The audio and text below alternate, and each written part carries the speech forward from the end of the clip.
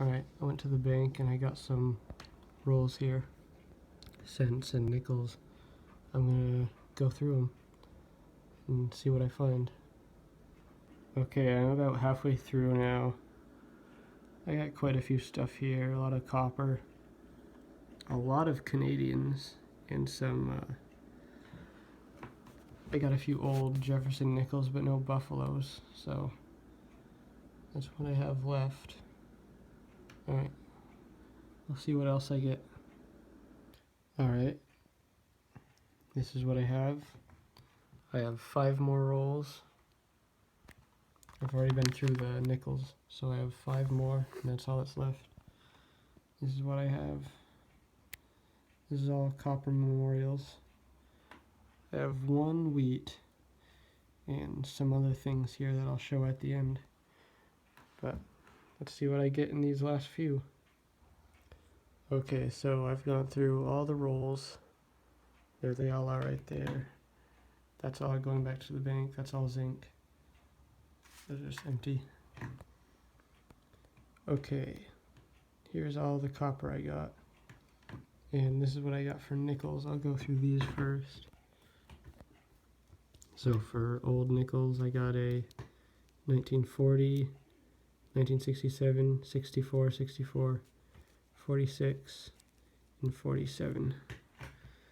I got 5 bicentennials, 4 with the ocean, 1 Louisiana Purchase. And I got these 2, which I think are in fine uncirculated condition. They're pretty spotless. Over to the cents.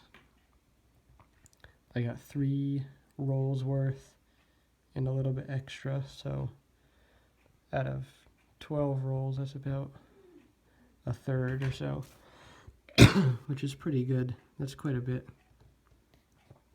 I only got 1 wheat out of the whole thing, which isn't good. There's usually more than that. It's a 1954.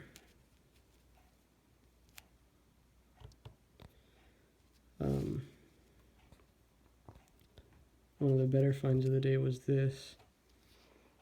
It's a Proof 1969S.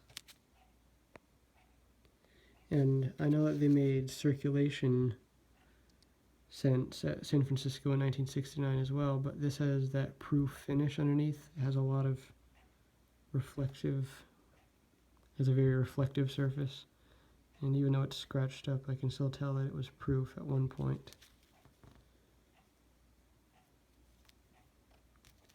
So that's pretty nice. It's a shame it's scratched up. I wonder how long it's been in circulation, because that's a nearly 50-year-old coin. Here's a 1982 small date copper, which is kind of like an error. In 1982, they were supposed to switch the metal and then the size of the date. Well, this one they switched only the size of the date, and they had mistakenly put copper planchets down on to be pressed into coins.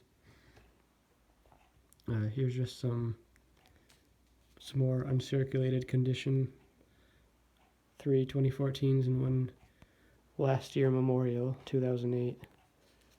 They're all pretty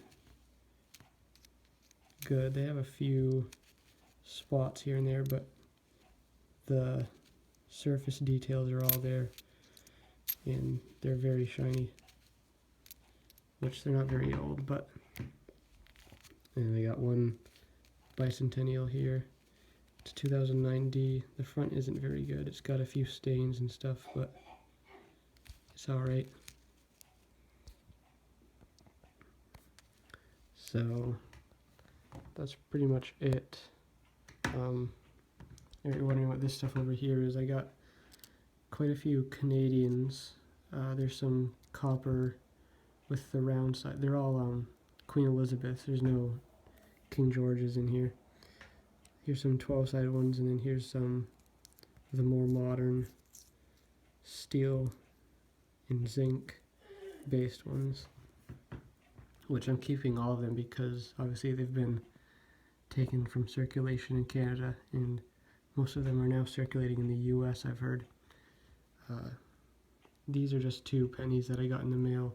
I might make a video of my British coins later on, but I'll include stuff like that in there. Yeah, these were all customer wrapped rolls except for this one nickel roll. Then there's that one, and then all the rest of the cents were all customer wrapped. So I think that's my first full coin roll hunt video, and that's how it went. So yeah, I just wanted to say one more thing with this.